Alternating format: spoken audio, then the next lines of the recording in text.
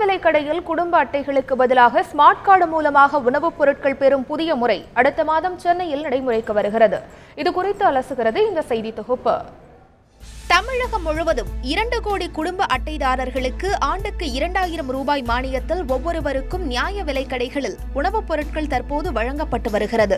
இந்த முறையால் போலி குடும்ப அட்டைதாரர்களும் மறைமுகமாக பயன்பெற்று வருவதால் உண்மையான தேவை உள்ள குடும்ப அட்டைதாரர்களுக்கு உணவுப் பொருட்கள் கிடைப்பது இல்லை என்ற குற்றச்சாட்டு நிலவுகிறது. இந்த முறைகேடுகளை தடுக்கும் வகையில் முதற்கட்டமாக சென்னையில் உள்ள 32 அங்கன்வாடி மையங்களில் ஸ்மார்ட் கார்டு முறை சோதனை செய்யப்பட்டு வெற்றியடைந்தது. இதையடுத்து நவம்பர் மாதம் சென்னையில் ஸ்மார்ட் கார்டு முறை நியாய விலைக் கடைகளில் நடைமுறைக்கு வருகிறது. இதனால் உணவுப் பொருள் வழங்கல் அங்காடியில் ஏற்படும் முறைகேடுகளை தடுக்க முடியும் என நுகர்வோர் மன்றங்கள் வரவேற்பு தெரிவித்துள்ளன. பெனிஃபிட்ஸ்னா முதல்ல அரசுக்கு என்ன பெனிஃபிட்னா போலி கார்டுகள் நீக்கப்படும். ரெண்டாவது நம்மளுக்கு என்ன தேவையோ அதை மட்டும் கட்டாயம் கிடைக்கும். நிறையா இடத்துல நம்மளுடைய என்டைட்டில்மெண்ட்டுன்னு சொல்லுவாங்க, இதில் சிவில் சப்ளைஸ் இதில் அந்த நமக்கு என்னெல்லாம் இது அளவீடு கொடுக்க ஒத்துழைச்சிட்டு இருக்காங்களோ அது சில சமயம் கிடைக்கிறதில்ல.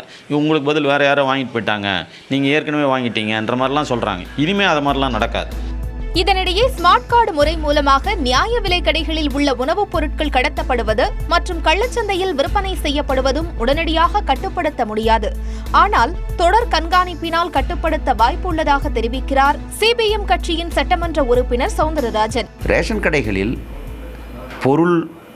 உணவுப் பொருள் திருட்டு போவது, உணவுப் பொருள் கடத்தப்படுவது, வருகிற உணவுப் பொருளை முறையாக விநியோகிக்காமல் குறைந்த எடை போட்டு அப்படி விநியோகிப்பது, நல்ல பொருள் வருமானால் அதை கடத்திவிட்டு மோசமான பொருளை உள்ளே வைத்து விற்பது, இப்படிப்பட்ட இந்த முறைகேடுகளுக்கும் இந்த ஸ்மார்ட் கார்டுகளுக்கும் எந்த சம்பந்தமும் கிடையாது.